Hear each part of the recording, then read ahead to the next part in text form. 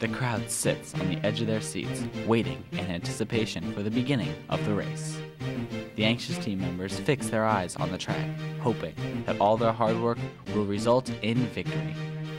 There's a blast of smoke, and the cars are off. But these are no ordinary cars.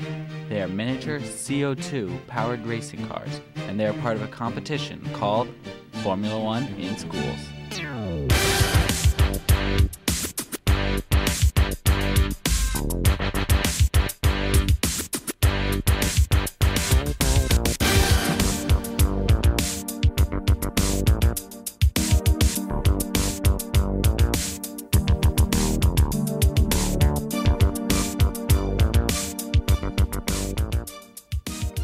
Formula One in Schools is an international competition with over 9 million participants spanning over 30 countries worldwide. The nonprofit organization was founded by Andrew Denford in England back in 1999, and since its beginning, the program has expanded to every continent.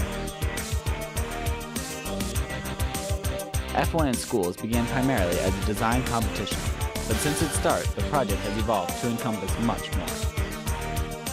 Students must work together to form a team and then design a 1/20th scale Formula One car, the best of which can reach up to 50 miles per hour.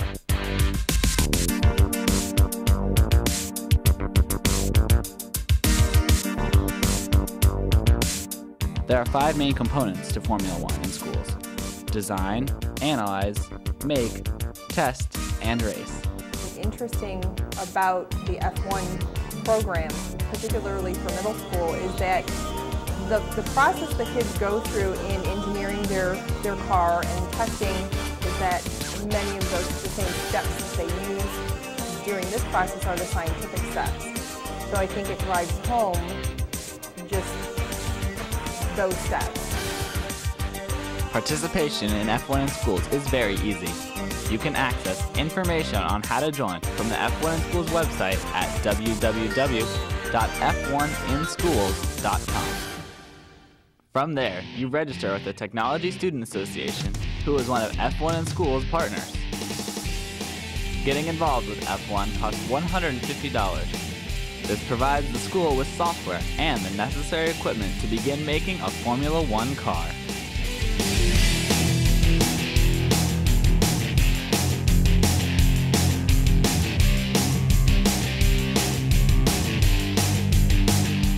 Teams consist of 3 to 6 members, although the average team has 5. I like the team effort that is involved. You have many different personalities that come together and have to work together as a group to put together one complete project. Each team requires a team manager, resource manager, manufacturing engineer, graphic designer, production manager, and design manager. But some team members can perform more than one job. My job in F1 was I was our team manager, so basically I was responsible from keeping everybody on task and getting ready for the competition. We come up with ideas for the car, what would make it more aerodynamic, take ideas from other people on our team, and actually make the car on the computer, design it using the CAD.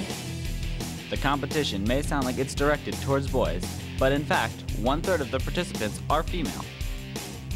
And the girls can do more than their fair share of work. Just ask Team Pinks, an all-girl team from Pennsylvania. We all get so psyched about trying to outwin the guys or outrace them when they think it's just a guy thing.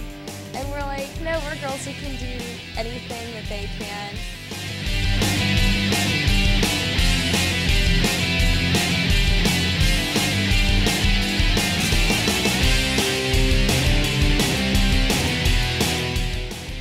Teams create a tabletop display in order to market their car and their design.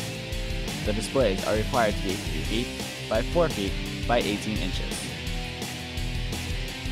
The displays allow a group to create their team identity and present the marketing for their car.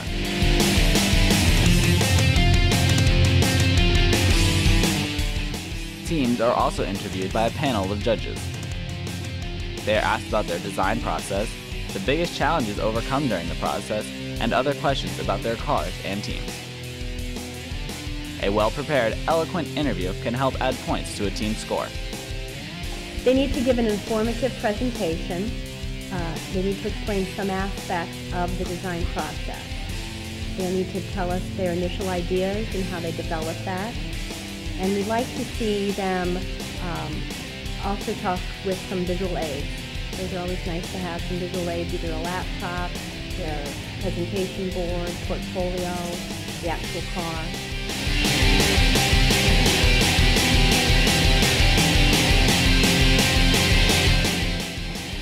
Teams start the manufacturing process by using a 3D modeling software to design their F1 car.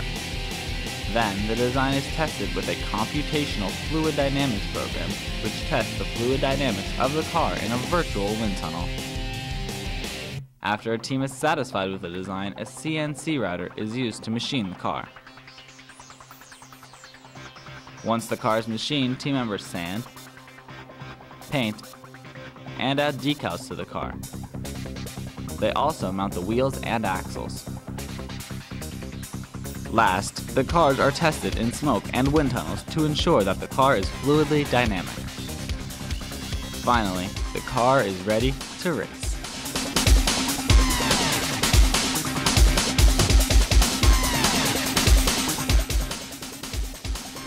After the cars have been built and the displays created, it's time for the most exciting part of F1 in Schools competition, racing.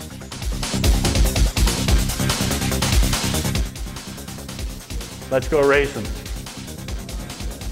When it comes down to it, I'd probably have to say my favorite part is the competitions, just racing them. You test them, you get good times, and you think, you know, if I only can get this during the competition, that'd be amazing. And you go there and your heart is pumping like crazy whenever you're at the competitions, and when you see your car race and succeed, you know, what ours has, it's amazing. The racing portion is broken up into two sections, computer-fired and reaction time. The computer-fired portion strictly tests the engineering of the car, while the reaction time portion involves a team member's quick reflexes.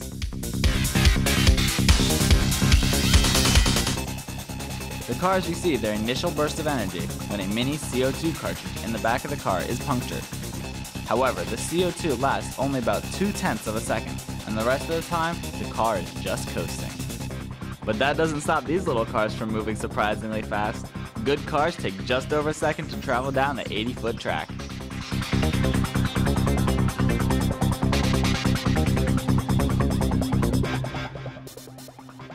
Formula One in schools has evolved into a worldwide competition. Schools compete to win at the state and national levels before achieving the ultimate goal, making it to the international competition. I've been to nationals 3 times, and I've been to the World Championships twice. I've been to Dallas, Nashville, Orlando, and Melbourne, Australia, and Kuala Lumpur, Malaysia. This is truly a life-changing experience for the students that are involved. To be able to go around the world, be involved with students from multiple countries, multiple cultures, and multiple ideas, all for one single goal, and that is to race Formula One in schools. 30 countries, 9 million students, one experience of a lifetime. Where could F1 in Schools take you?